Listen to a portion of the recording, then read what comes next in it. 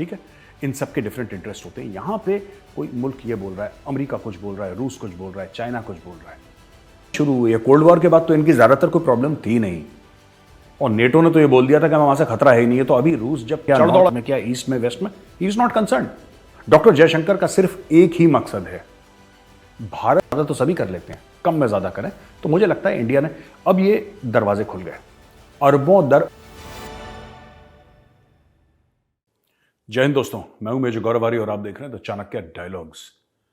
दोस्तों, इसके पहले कि आप ये वीडियो देखें, मेरी आपसे गुजारिश है, रिक्वेस्ट है कि इस वीडियो को लाइक करिए, हमारे चैनल को सब्सक्राइब करिए, बेल आइकन दबाना बिल्कुल मत भूलिएगा। दोस्तों, हाल ही में G20 का समिट जो था, आपको पता है, बाली में खत्म हुआ इंडोनेशिया में, और भारत को उसकी सदारत मिली, उसकी प्रेसिडेंसी मिली, उसकी। अब भारत 1 साल तक G20 को चलाएगा। लेकिन ये CNN का आर्टिकल है जो मैं आपको स्क्रीन पे दिखाऊंगा, और ये CNN का आर्टिकल क्या कहता है? कहता है कि there is a rise of a new power in Asia and it's not China. Exactly क्या बोलता है कि G20's criticism of Russia shows the rise of a new Asian power and it is in China। तो एक joint statement है जिसकी बात करता है कि रशिया को कंडेम करा। साहब कि रशिया ने यूक्रेन में जो लड़ाई लड़ी थी और लड़ रहा है, गलत है, अग्रेशन है, नहीं करना चाहिए, ये सब बात है। लेकिन जॉइंट स्टेटमेंट में एक सेंटेंस उन्होंने ऐड करा है। और दोस्तों, ये G20 इसमें मुल्क तो कई ज्यादा हैं, क्योंकि यूरोपियन यूनियन, जैसे यूरोपियन यूनियन में कई सारे मुल्क हैं, तो अगर आप वैसे देखें तो 40-50 मुल्क बन जाते हैं। लेकिन हाँ, at on the face of it, G20 में ये बोला कि this is not an era of war. ये मोदी जी का स्टेटमेंट था जो शंघाई कोऑपरेशन ऑर्गेनाइजेशन का जिसमें हुआ था ना, उज्बेकिस्तान में जो अभी समिट हुआ था, उसमें जो मोदी जी ने बोला था पुतिन के सामने, उसकी बात करी गई है। तो ये CNN का आर्टिकल ये कहता है कि देखिए, बहुत बड़ी बात है कि today's era must not be of war, echoing what Indian Prime Minister Narendra Modi told Russian leader Vladimir Putin during the face-to-face meeting in September। ये बहुत बड़ी बात है कि भारत के प्राइम मिनिस्टर का एक बयान लेके जो कहीं और बोला हो, और उसके ऊपर एक पूरा खास जॉइंट स्टेटमेंट बनाया गया हो। ये बहुत बड़ी बात है। और CNN का आर्टिकल आगे चल के ये कहता है कि this resonated very deeply across all delegations and helped bridge the gap across different parties। क्योंकि वहां पे क्या है कि देखिए,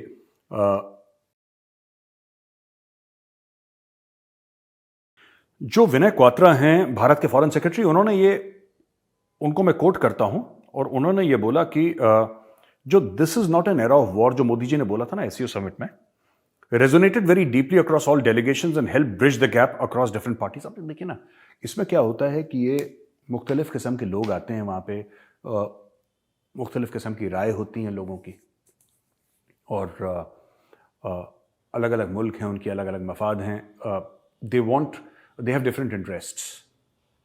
ठीक है, इन सब के डिफरेंट इंटरेस्ट होते हैं। यहाँ पे कोई मुल्क ये बोल रहा है, अमेरिका कुछ बोल रहा है, रूस कुछ बोल रहा है, चाइना कुछ बोल रहा है, ठीक है, इंग्लैंड ने कुछ बोला, भारत कुछ बोल रहा है, इंडोनेशिया कुछ बोल रहा है, क्योंकि सारे मुल्क हैं, वो अपना स्वार्थ देखते हैं। और ये शब्द जो है स्वार्थ, मैं बड़ी जिम्मेदारी के साथ आपको बोल रहा हूं, इसके नेगेटिव कॉनोटेशन है। लेकिन जहां पे, देखिए दोस्तों, साफ सीधी बात है, जहां पे भारत का फायदा होगा, भारत अपने देश, मतलब अपने फायदे के लिए, मोदी जी हैं, कुछ भी करेंगे अगर उनको लगता है कि 140 करोड़ भारतवासियों को फायदा होगा।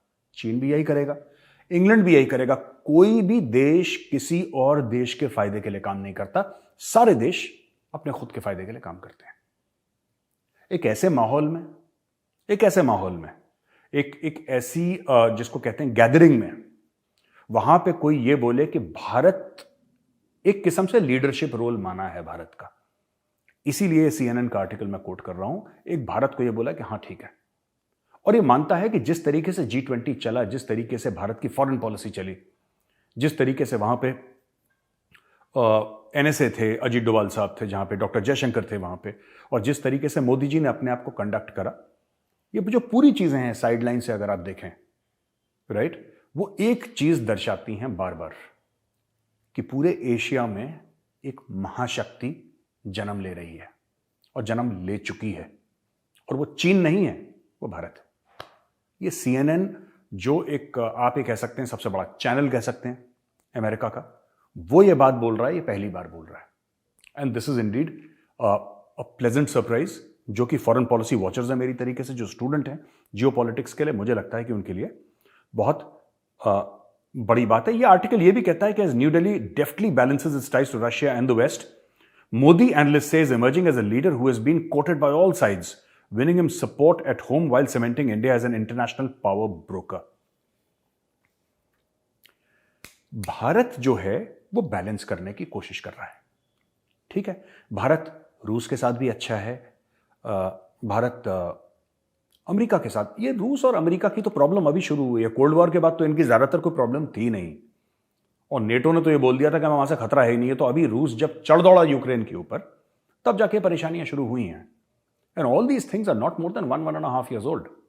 रशिया को तो ठंडे बस्ते में डाल रखा था वेस्ट ने, अभी ये सडनली जागे कि यार नेटो कहां तक पहुंच सकता है, इनके इतने टैंक्स हैं, इतनी आर्टिलरी है, यहां से इन्फेंट्री है, ये स्पेशल फोर्सेस है, ये नेवी है, ब्ला ब्ला ब्ला। अब जाके ये जागे हैं। वेस्ट तो काफी हद तक सो रखा था जहां तक रशिया की बात थी। उनको तो लग रहा था कि प्राइमरी थ्रेट जो है, अब इंडो पैसिफिक के लोग बात कर रहे थे, इंडो पैसिफिक का क्या मतलब है, इसका मतलब क्या है इंडो पैसिफिक का? देखिए साफ सीधी बात है, the threat is China for India, for the west, for everybody, the threat is China. But problem क्या है? प्रॉब्लम यह है दोस्तों कि अब थोड़ा सा इनको यह लगा कि ठीक है, रशिया की तरफ भी देखना पड़ेगा, क्योंकि यूक्रेन जो है वो तो यूरोप की चौखट पे है, you can not ignore Russia. तो अब इनको थोड़ी सी जग गए हैं, ठीक है, ये लोग जग गए हैं। अब इससे हुआ क्या है? भारत रशिया से बात करता है, भारत अमेरिका से बात करता है, चीन रशिया से बात करता है, चीन अमेरिका से बात ही नहीं कर सकता, क्योंकि उनकी अनबन हो रखी है। जस्टिन ट्रूडो के साथ क्या करा शी जिनपिंग ने, आपको पता ही है, हम बता चुके हैं आपको पहले।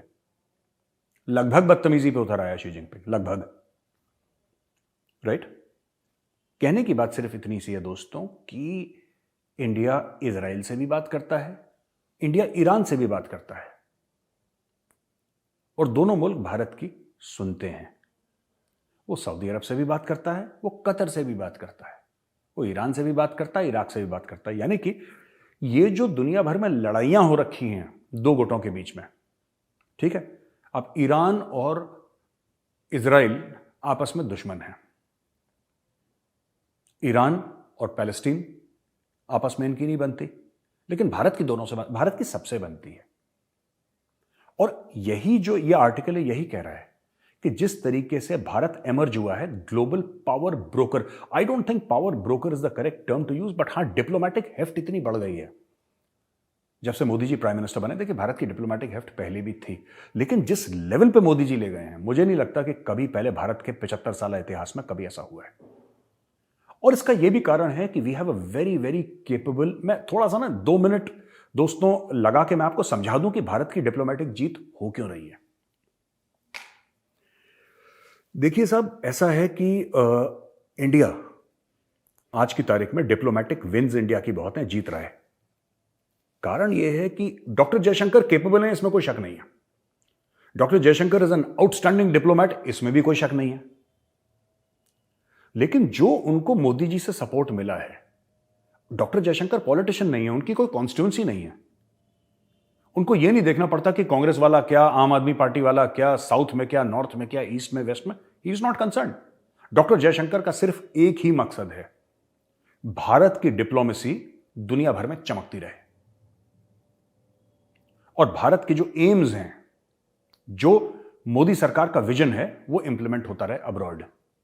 उनका सिंगल लाइन का एक ही एजेंडा है। अब जब आपको सपोर्ट मिलता है प्राइम मिनिस्टर मोदी जैसे प्राइम मिनिस्टर का, जो प्राइम मिनिस्टर मोदी हैं, उन जैसे प्राइम मिनिस्टर का आपको सपोर्ट मिलता है, जिनकी पार्लियामेंट में मेजॉरिटी है, जो इतने बड़े लीडर हैं, right. I don't think independent India has seen a prime minister like Modi, ये मैं ऑन रिकॉर्ड कहना चाहता हूं। तो फिर क्या होगा कि आपका परफॉर्मेंस अच्छा होगा ही होगा, और ये हमें देखने को मिल रहा है। ये G20 का ये आर्टिकल है जो हमने इधर डाला है। अब हम एक दूसरे मुद्दे पे आते हैं। बहुत ही बढ़िया चीज हो गई, एक रॉकेट फायर करा था, स्काई रूट करके कंपनी है, स्काईरूट करके जो कंपनी है उसने रॉकेट कल फायर करा और रॉकेट ने अपने सारे पैरामीटर जो थे वो उसने कंप्लीट करे। प्राइवेट कंपनी है। तो जैसे यूएस के पास स्पेस एक्स है और ये एलॉन मस्क कहता रहता मैं रॉकेट छोड़ूंगा ये, तो इंडिया ने भी ये काम शुरू कर दिया और सक्सेसफुली कर दिया। छोटा रॉकेट था, बड़ा रॉकेट नहीं था, लेकिन हो सकता है 6 महीने के बाद और बड़ा रॉकेट चला जाए। इसके बारे में ज्यादा लोगों को पता नहीं था। अचानक एक दिन ब्रेकिंग न्यूज आई कि यार 10 दिन के बाद ये होने वाला है, और अचानक वो रॉकेट फायर करा। रॉकेट कुछ सैटेलाइट्स ले जा रहा था, उसने सैटेलाइट्स छोड़ी। I think low earth orbit की बात कर रहे थे वो। डिटेल मैं ज्यादा गया नहीं डिटेल्स में, लेकिन ये सक्सेसफुल हो गया। इसका क्या फायदा है? इसका दोस्तों ये फायदा है कि जो प्राइम मिनिस्टर मोदी ने इसरो को बोला कि यार जो आपका इसरो एक फर्स्ट क्लास ऑर्गेनाइजेशन है, लेकिन जब तक आप प्राइवेटाइजेशन नहीं करेंगे ना, we can not harness the potential of space. एक ऑर्गेनाइजेशन नहीं कर सकती। भारत में इसरो जैसी 50 ऑर्गेनाइजेशन चाहिए, और सरकार तो बना नहीं सकती 50, क्योंकि इसरो ऑलरेडी बनी हुई है। तो ये प्राइवेट कंपनियों को ये करके, अब देखिए इनके अपने लॉन्च पैड्स होंगे, इनको बड़े बड़े एरियाज दिए जाएंगे। और ये जिनकी ये कंपनी है स्काईरूट, तो खुद इसरो वाले हैं पुराने। These guys are from ISRO, जिन्होंने शुरू करा है। तो इन्होंने ये लॉन्च कर दिया रॉकेट, और सक्सेसफुल लॉन्च था। और पवन कुमार चांदना ये 31 साल के हैं, और नागा भारत डाका ये 32 साल के हैं। जस्ट इमेजिन यार, 31 और 32 साल के, they young man, and they launch this rocket. इन्होंने 2018 में स्काईरूट बनाई थी, और 68 मिलियन की फंडिंग है। देखिए मैं आपको बताता हूं, ये जो फंडिंग है ना 68 मिलियन है, कुछ भी नहीं है। इन्होंने ना के बराबर फंडिंग में रॉकेट स्पेस में डाल दिया। अगर आप टोटल बजट देखेंगे इसरो का और नासा का, तो जमीन आसमान का नहीं, धरती और चांद का फर्क है। लेकिन इसरो वही काम कर रहा है, और जबरदस्त काम कर रहा है। तो कहीं ना कहीं नासा भी अपने आप से एक सवाल पूछेगा, यार ये बंदे जो हैं, they are sending missions into space with peanuts. ये किस तरीके से कर रहे हैं? और आप लोग इतना पैसा खर्च कर रहे हैं। देखिए वैल्यू फॉर मनी बोलते हैं ना दोस्तों। वैल्यू फॉर मनी क्या है? वैल्यू फॉर मनी ये है कि कम में आप ज्यादा करें। ज्यादा में ज्यादा तो सभी कर लेते हैं, कम में ज्यादा करें। तो मुझे लगता है इंडिया ने अब ये दरवाजे खुल गए। अरबों दर अरबों डॉलर का बिजनेस है ग्लोबल। आज स्काईरूट ने एक रॉकेट छोड़ा है, इन्होंने प्रूफ ऑफ कॉन्सेप्ट दिखा दिया दुनिया को। अब कल अगर किसी को भी सैटेलाइट छोड़ना हो या कुछ भी करना हो, तो स्काईरूट से आप कांटेक्ट करिए, स्काईरूट छोड़ेगा रॉकेट्स। ये बिजनेस अपॉर्चुनिटी, लाखों लोगों को इससे एम्प्लॉयमेंट मिलेगा, इकोनॉमी बढ़ेगी, और एक नया फ्रंटियर खुल गया स्पेस का भारत के लिए।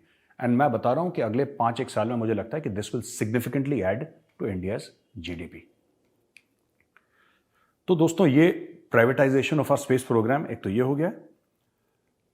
उसके बाद एक और खबर है कि एक ग्लोबल मीट टेरर फंडिंग पे हुई, जो कि पाकिस्तान और चाइना ने अटेंड नहीं करी। इसमें प्राइम मिनिस्टर मोदी ने यह भी बोला कि प्राइम मिनिस्टर मोदी अब पाकिस्तान का नाम तो लेते नहीं, लेना ठीक नहीं समझते। प्रधानमंत्री जो हमारे हैं पाकिस्तान का नाम तो नहीं लेते वो।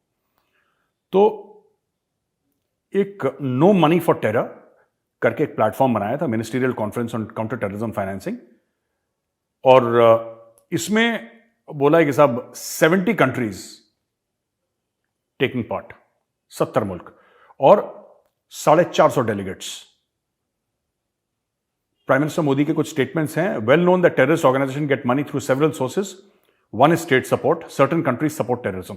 स्टेट सपोर्ट यानी कि कोई मुल्क टेररिज्म को, आतंकवाद को सपोर्ट करे, वो एक जरिया है पैसे का जो टेररिस्ट ऑर्गेनाइजेशन करती हैं, और कुछ मुल्क हैं जो ये करते हैं काम। उन्होंने पाकिस्तान का नाम नहीं लिया और ले भी लिया, क्योंकि सबको पता है कौन करता है। बार बार पाकिस्तान का नाम लेने की आवश्यकता है ही नहीं।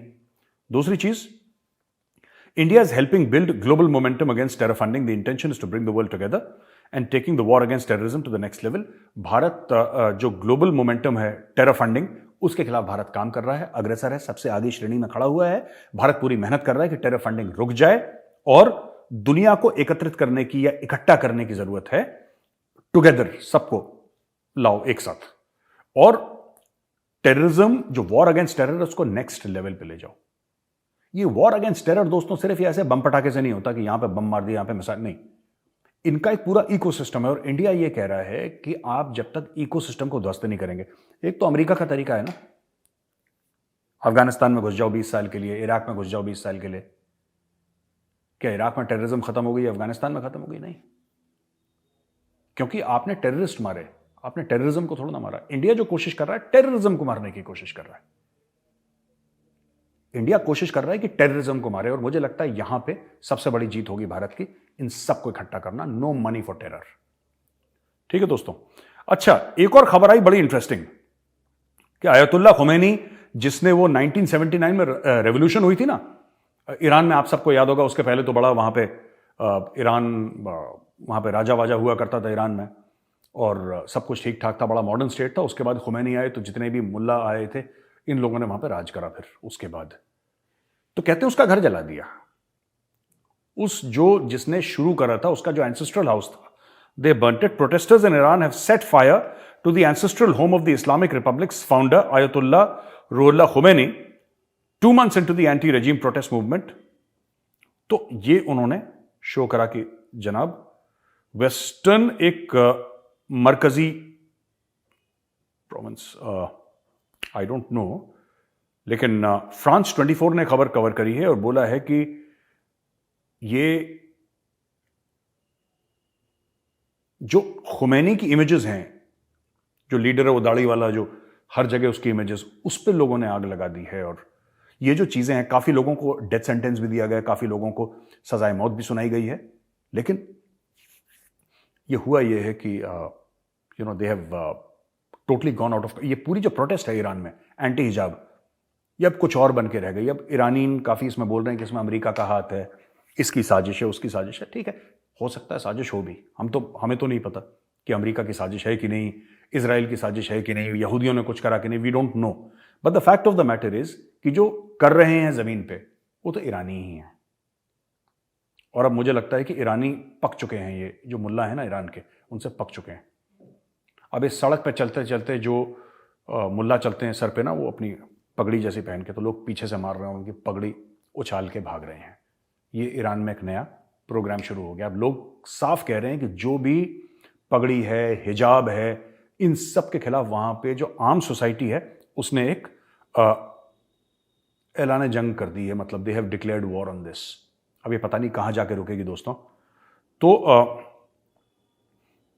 ये आज की खबरें थी। इसमें एक और चीज है कि मोहम्मद बिन सलमान, ये आखिरी खबर आज की मैं दे रहा हूं आपको, कि मोहम्मद बिन सलमान के बारे में यह कहा है कि यूएस ने बोला है कि जो खशोगी एक था ना, खशोगी जिसको कहते हैं कि सऊदी अरब ने मरवा दिया था, और जो टर्की में उनका एम्बेसी था, सऊदी एम्बेसी, उसमें लेके फिर उसको मार वार दिया और उसके भी टुकड़े उकड़े कर दिए थे, कुछ कर दिया था, उसको टॉर्चर करा था। उसके बारे में यूएस ने बोला है कि साहब कि हम because Mohammed bin Salman is now the prime minister of Saudi Arabia, right? क्योंकि प्रिंस मोहम्मद बिन सलमान जो है वो अब he is not just the crown prince, he has a constitutional position, he is the prime minister of Saudi Arabia. तो जनाब अगर वो prime minister हैं तो फिर तो आपको उनको अरेस्ट नहीं कर सकते। You can not arrest him, he has immunity. ये यूएस ने साफ साफ बोल दिया। कोर्ट उससे अग्री करे ना करे वो बात की बात है, कोर्ट ने तो अरेस्ट करना नहीं है, ठीक है? और सऊदी अरेबिया जाके तो आप अरेस्ट नहीं कर सकते। लेकिन ये हो गया है। जो बीच में थोड़ी सी मुझे लगता है कि थोड़ी सी उनके बीच में कशीदगी थी, थोड़ा सा स्ट्रेस था, स्ट्रेन था यूएस सऊदी रिलेशंस में, तो मुझे लगता है कि रीच आउट है यूएस की तरफ से, एक यूएस की तरफ से एक रीच आउट है उनको। क्योंकि देखिए तेल के जो दाम है ना दाएं बाएं जा रहे हैं दुनिया में, और यूएस के एलाइज कौन हैं? Who are the big producers of oil? Venezuela को आपने बोल दिया कि ठंडे बस्ते में डालो, ईरान को आपने बोल दिया ठंडे बस्ते में डालो, सऊदी अरेबिया से आपकी बनती नहीं, रूस को आपने बोल दिया ठंडे बस्ते में डालो। तो भाई जो गाड़ियां चलेंगी सड़क पे, कहां से चलेंगे? कहां से चलेंगी वो गाड़ियां? मैं जानता हूं अफ्रीका से भी तेल आता है, अमेरिका से भी तेल आता है, राइट, यूएई से भी तेल आता है। तो ऐसी बात नहीं है कि सिर्फ इन 3-4 जगह से आता है, कई जगहों से तेल आता है। लेकिन जब डिमांड और सप्लाई में गैप हो जाता है ना, तब दुनिया में उथल पुथल हो जाती है। और आज की तारीख में वही चीज़ है, डिमांड और सप्लाई में गैप आ रहा है और ऑसिलेट कर रहे हैं ऑयल के प्राइसेस। तो दोस्तों आज की ये खबर थी, पर याद रखिएगा वो CNN का आर्टिकल जिसमें बोला था कि एशिया में एक नई महाशक्ति उभरी है और वो चीन नहीं है, वो भारत है। ये वीडियो देखने के लिए बहुत बहुत धन्यवाद आपका।